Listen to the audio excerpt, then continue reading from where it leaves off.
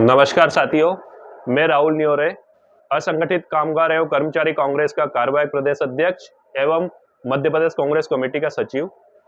मैं आज आपसे बात करना चाह रहा हूँ, बहुत मार्मिक विषय है। अभी अभी हमने देखा है कि उज्जैन में एक बच्ची के साथ रेप होता है और रेप के बाद वो लहूलुहान होकर दर दर घर घर भटकती फिरती है।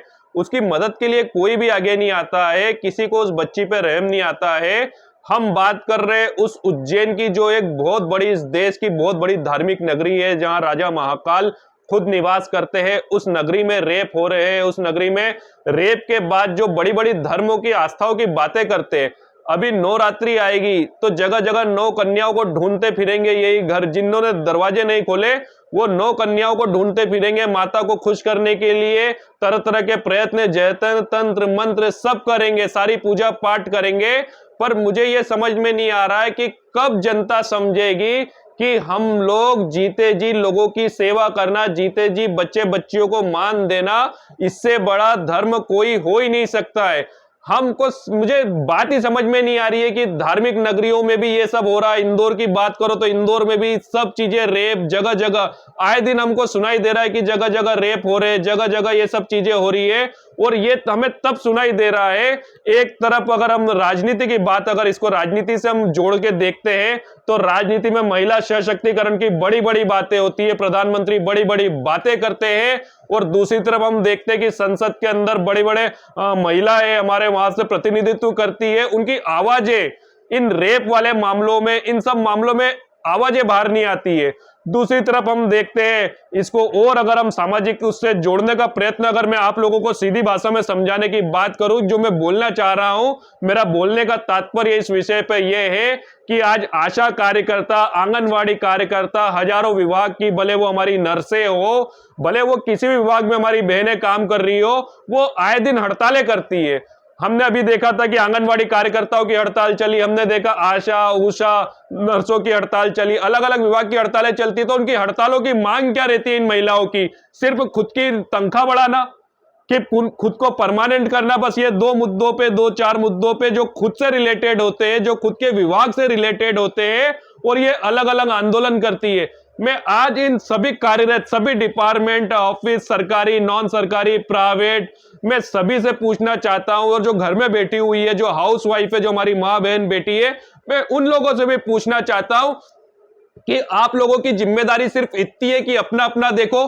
क्यों आंगनवाड़ी कार्यकर्ता, आशा कार्यकर्ता जब रेप होता है, इन सब सार्वजनिक मामलों में क्यों सामने नहीं आती है? क्योंकि जिनका रेप हुआ है वो भी आपकी तरह महिला है, किसी की बेटी है, किसी की बहन है, किसी की बच्ची है।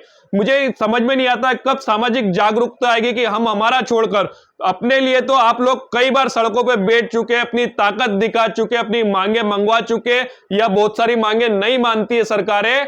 पर कब आप लोग सब एक साथ आकर सिर्फ महिलाओं की बात करेंगे?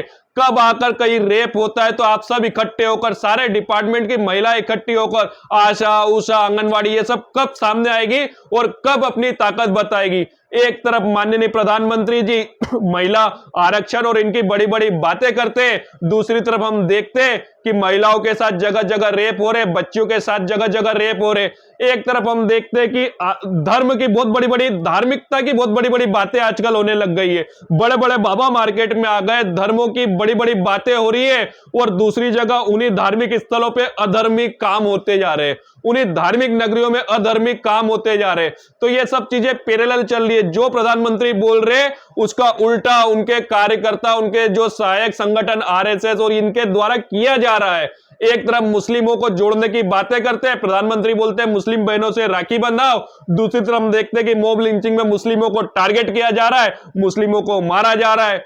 दूसरी तरफ प्रधानमंत्री बोलते हैं दलितों को उत्थान के लिए हम काम करेंगे, और तीसरी तरफ हम देखते हैं कि दलित अगर घोड़ी पे भी बैठ जाए तो उसको घोड़ी से उतार दिया जाता है, अगर वो मूंछ भी बढ़ा ले तो उसको मूंछों को मार दिया जाता है, अगर वो मटके का बच्चा पानी भी पी ले तो उस बच्चे का मर्डर कर दिया जाता है। तो हम देखते हैं कैसी घटनाएं होती जा रही है। तो आज मैं जनता, आप लोगों से पूछना चाहता हूं कि हम लोग धार्मिक होने की बातें कर रहे हैं, बाबा भी बड़े बड़े प्रवचन दे रहे हैं, बहुत सारे हजारों बाबा आ गए और नई नई बातें कर रहे हैं। तो मुझे बस एक बात आप लोगों से समझनी है कि हम लोग धार्मिक है या हम कट्टरपंथी बनते जा रहे हैं। हमारे नेता, हमारे बाबा या हमारे धार्मिक गुरु हमें धर्म बता रहे हैं या हमें कट्टरपंथी बता रहे हैं। मैं किसी एक धर्म, एक जाति, एक संप्रदाय की बातें नहीं कर रहा हूं, मैं सभी के लिए कर रहा हूं कि हम कट्टरपंथी बन रहे हैं, हम धार्मिक बन रहे हैं या हम धार्मिक बनने का दिखावा कर रहे हैं। क्योंकि धर्म और धार्मिक और इनका मतलब तो यही होता है करुणा, जो हमें गौतम बुद्ध ने बताई है, जो महावीर जी ने बताई है हमें करुणा। हर जगह हमें गीता में भी यही बताया कृष्ण ने, करुणा। पर वो करुणा हमें कहीं नहीं दिखती है। आजकल तो ये कि स्थिति मेरे को लगता है कि इस दुनिया की उस जगह पहुंच गई है, भारत के अंदर इतने बाबा, इतने राजनीतिक और इन लोगों ने इस तरह लोगों का माइंड घुमा दिया है। अगर किसी व्यक्ति को रियल में कभी भगवान ने आके दर्शन भी दे दिए तो वो आदमी सबसे पहले भगवान से यही पूछेगा कि तुम किस धर्म के भगवान हो। उसको भगवान पे भी यकीन नहीं होगा।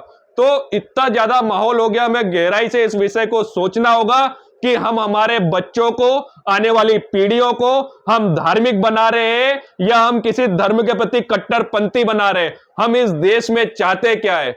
हम अच्छे से रहना चाहते हैं, सुखी जीवन जीना चाहते हैं या हम कट्टरपंथी की तरह हम आपस में लड़ना चाहते हैं? तो ये एक सवाल की बहुत लंबी गहराई है इस सवाल में। मैं आप लोगों को इसी सवाल के साथ छोड़ के जा रहा हूं। हमें समझना होगा और इस देश के मैं सारी वापस से फिर पुनः मैं एक बार इन महिलाओं से बोलना चाहता हूं कि हम अलग अलग आंदोलन करके, अपने लिए आंदोलन करके थक गए हैं। एक बार हमारे कहने पे, मेरे कहने पे एक बार गहराई से सोचकर सारे संगठन एक साथ आ जाए और एक आवाज में हम आवाज उठाए और कोई ठोस कदम उठाए। सिर्फ सातवां आधार देना जिसके साथ कुछ हो गया है, आज अपोजिट में मायावती ये सब चुप हो जाती है सारे मामलों में। आज किसी विपक्ष की आवाजें नहीं निकलती है इन सब मामलों में। कोई आगे आने को तैयार नहीं होता। जिसके साथ रेप होता है बड़ी बड़ी बातें करी जाती है। अगर चुनाव होंगे उस राज्यों में तो कुछ नेता आएंगे, कुछ पैसे दे देंगे, कुछ मीडिया में खबरें छपवा लेंगे, उसके बाद वैसा का वैसा चलता रहता है। फिर रेप होता है, फिर अगली बच्ची का नंबर आता है। ये नंबर कब खत्म होंगे? जब तक हम जागरूक नहीं होंगे। तो मेरा आप लोगों से यही है कि इस विषय में हमें गहराई से सोचना होगा। धन्यवाद।